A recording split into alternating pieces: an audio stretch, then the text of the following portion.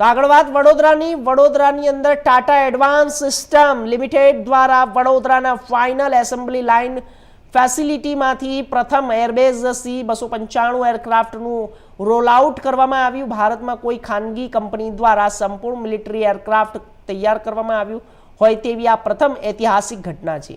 વર્ષ 2021માં જ્યારે 21,000 કરોડથી વધુની ડીલ હેઠળ ઇન્ડિયન એરફોર્સ માટે આ પ્રોજેક્ટ એરબેઝ સાથે મળીને ચલાવવામાં આવી રહ્યો છે।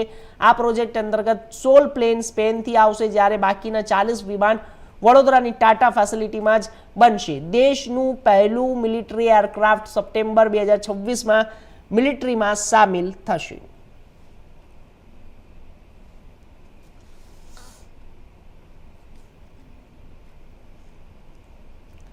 તો આગળ વાત તાપીની, મહારાષ્ટ્રના